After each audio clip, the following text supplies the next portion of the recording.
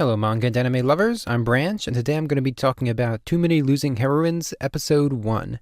Now, I've been looking forward to this show a whole lot. I've read a little bit of the manga, just like the first couple of chapters, probably no further than what Episode 2 will cover, and I really liked it. I really liked the characters and the banter and the dialogue, all that, so I was really excited when I saw that this was getting adapted. And of course, A1 Pictures knocks it out of the park with the fantastic animation, super fluid, super pretty. I can't even say too much because it'll do a disservice to how good this animation actually is. Not to mention the really good realistic backgrounds. I've seen that as a bit of a trend this season. A lot of anime have really realistic backgrounds. And of course, the premise, which is the main draw of the show, and one of the reasons I really liked the first couple chapters of the manga, and that this is basically the story after the love story, the story of the love interests that get left behind. And this first episode, it deals with, I believe her name is Anna, and our poor main character, who I don't remember the name of, who gets dragged into all of this just by being at a cafe reading his light novel. And the first scene is funny, not in a haha way, but in an interesting and kind of sad way, where we see the breakup from an outside perspective. We see that moment in the romance show when the one love interest tells the main character to go after another love interest, and that's where her story ends. Except here, that's where her story begins, and I just really liked her entire character. She was basically my favorite part of the manga, the few chapters that I did read, and she translated perfectly to the anime. Her, mental breakdown over being rejected before she could even confess, and all that turmoil going inside of her. While being comedic, it was very sad the entire way, and she was basically just using the main character to lean on and get herself to feel better. And it all comes around to the beautiful moment at the end of the episode when it really hits her that she's really lost. She's not even lost, she's given up, and she's made her choice, and now she can't unmake that choice.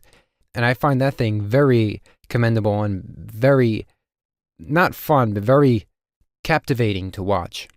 We also get a couple glimpses of the other two main girls, and I'm not going to go into them because they don't really show a lot. There's the really shy one, who is probably one of the best portrayals of shy people I have seen in anime. I was basically like her once a long time ago, so it's really accurate.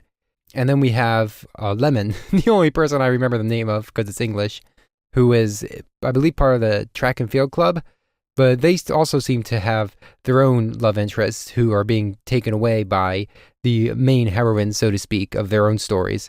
And I'm sure we'll go into that in the next coming episodes. But really, this main episode was basically just dealing with Anna and her relationship with the main character and how they're becoming friends. Now she has to pay him back for him paying for her lunch at the family restaurant by making him lunch every day. It was so funny every single time she brought something new or something bought or a block of rice, because she's not used to making two lunches, or perhaps more likely, she's too used to making two lunches for the person who she will never make a lunch for again. Very sad.